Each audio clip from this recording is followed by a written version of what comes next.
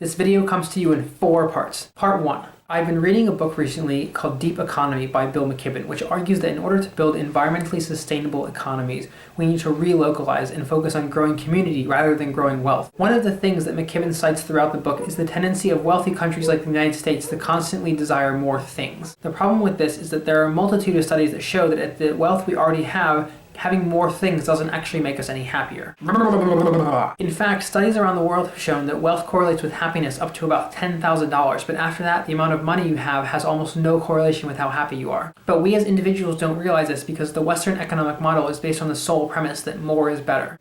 Corporations spend billions of dollars annually to convince us of this, and it works. Even the federal government is in on it, obsessively talking about economic growth as the end game. I need to shave. When in fact, economic growth isn't going to make us any better off in terms of things that really matter, like life expectancy, literacy, overall health over your lifetime, and interpersonal connections with friends, family, and community. And I think we experience a similar kind of manic drive in terms of how we perceive creativity and success. Part 2, the thing on the wall behind me. This is a collection of pictures that I've taken on my analog camera over the semester. And so this is actually a really great illustration of, I think, about creativity. I haven't really intended to make it. It's just kind of been made. The inspiration to start it was this picture.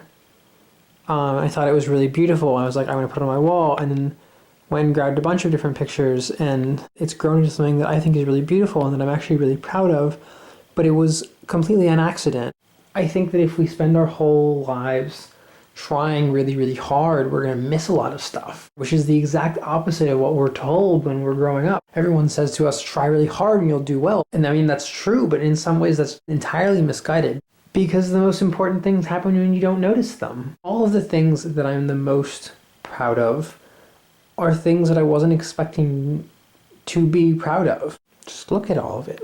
These pictures are so utterly random. There's no coherence to them. And I think that's really how one should build a life and build a creative future, and that all of your creative endeavors collectively should just be things that are cool. Part 3. There's a book that I recently quoted a very small part of to you called The Fault in Our Stars by John Green, who I've been thinking and talking about almost constantly for the last month or so. In the book, there's a passage that reads, I believe the universe wants to be noticed. I think the universe is improbably biased towards consciousness, that it rewards intelligence in part because the universe enjoys its elegance being observed. And who am I, living in the middle of history, to tell the universe that it, or my observation of it, is temporary? And though it's going to take me many more years to come to a final decision about it, it strikes me as a true enough thing in the moment, a useful way of imagining a purpose to our brief time in this consciousness. It says to me, observing is not secondary to creating, because what else were things created for other than to be observed? Unlike many of the religious or quasi-religious explanations of why I am here, it just gives me permission to observe and enjoy the world without moral judgment or even obligation. Things are beautiful because they have nothing else to be being. And when I decide to create based on my observations, it's out of the pure joy of that beauty and the universal desire to create more of it. Because, like the human with our insatiable sex drive, what else is the universe for if not to make more of itself? Part 4. I think we should come up with a good intro and outro. I think we've already got a good model going for an outro with I'll talk to you soon, but I haven't been able to come up with an intro that I actually like and I'm happy with. Any ideas? Barack, I'll talk to you soon. I just noticed that I keep switching back and forth between having my glasses on and off. Do you like one way better than the other, and should I try to be more consistent? Both of those are non-rhetorical questions, by the way.